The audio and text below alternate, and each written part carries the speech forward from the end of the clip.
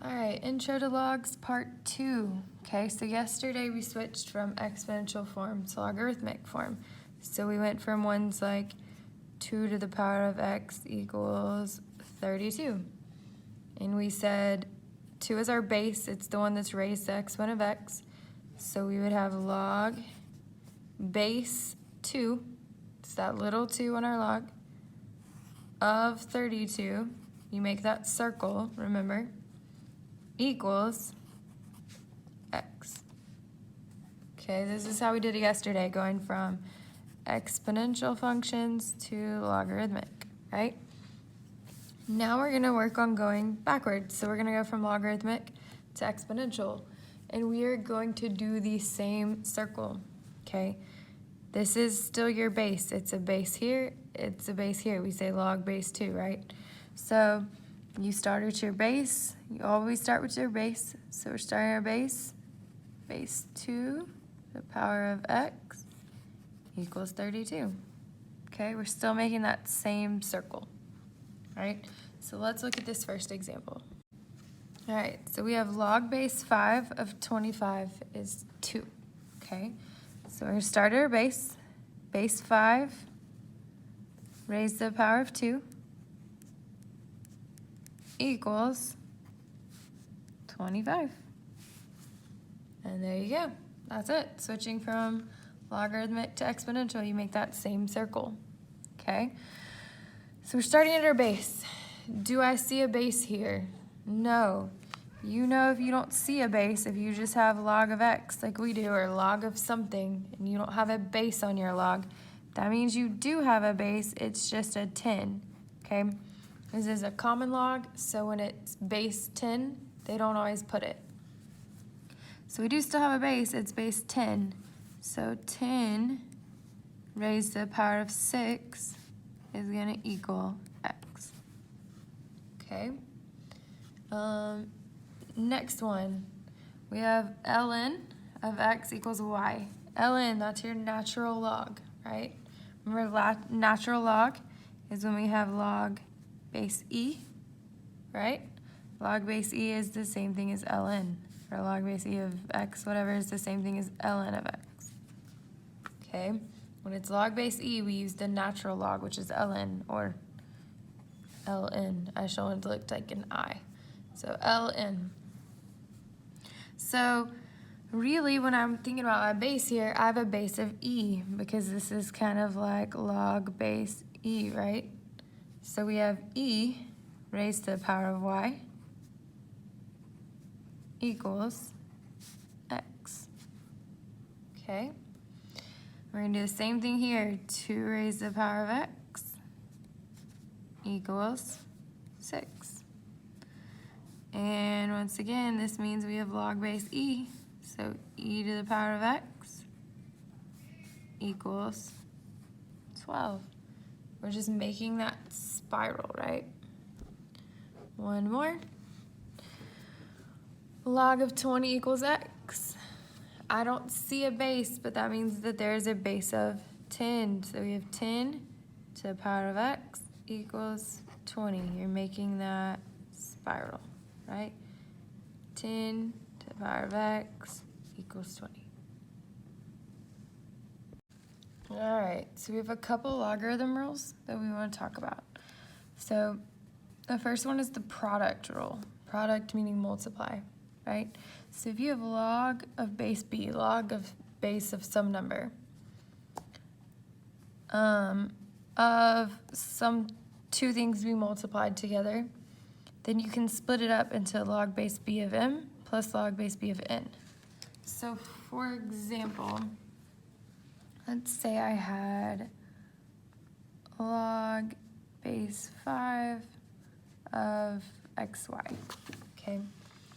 X, y, they're being multiplied. This is x times y because there's nothing in between, right? Meaning they're being multiplied. So that means I would keep my log base 5, and I would do it of just x, plus back to log base 5, and now I have just y, okay? So what I can do is when I have two things being multiplied in parentheses, I can split them up into two separate logs that are being added together, okay? This is your product rule. Quotient means divide, so our quotient rule, when two things are being divided, in the parentheses, so log base b of m divided by n, then we have log base b of m minus log base b of n. So same thing kind of as above, but instead of being added, they're going to be subtracted. So when you have two things being multiplied, you can add them separately, it's two separate logs. And then when you have two things being divided, you can subtract them separately as two different logs, okay? It's important that you do the one on top first minus the one on the bottom, okay? So for example, let's say I had log base 2 of 6 divided by x, okay? You keep your log base 2 how it is, and then you're going to put the top number first minus the log base 2 of your bottom number. Okay, this is your quotient rule. The last one is power rule. So basically when you have an exponent on your number in the parentheses, so log base b of m raised to the power of p. Okay, what you can do is you can put that exponent in front of your log. It's being multiplied by your log.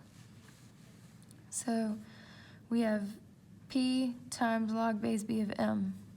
So all it changed is your p just moved to the front, right? So for example, if I had log of x to the power of 8, first of all, my base is 10, right? Because you don't see one. So all I'm going to do is move that 8 out front. So this is going to be 8 times log of x. That's it. So let's look at some examples down below.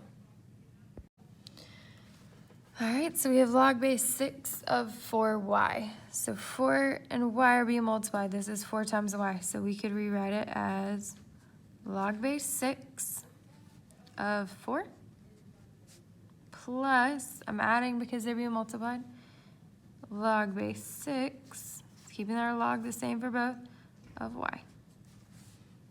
Okay. And then here, we have the natural log of 9 raised to the power of x. So I could rewrite this to be the natural log of 9, but I'm going to move that exponent of x out front. So this is going to be x times the natural log of 9. Okay, all we did was took that exponent and put it in the front. Here, we have a quotient rule, okay? So we could have the natural log of 2x minus the natural log of e. Okay, and if you notice, now you have a product rule, they're being multiplied, so you're not going to really see this one on the assignment today, but you could rewrite this as the natural log of 2 plus the natural log of x minus the natural log of e. Okay, we did this because these two were being multiplied, so they could be added. This one's being divided, so it had to be subtracted. And last but not least, we have another quotient rule. So this would be log, you don't see a base, so you know it's a base 10. So log base 10 of x squared minus log base 10 of 8. And then we have a power rule. We have that exponent right there, so we can move that exponent in front. So we would actually make this 2 log of x minus log of 8. And that's it.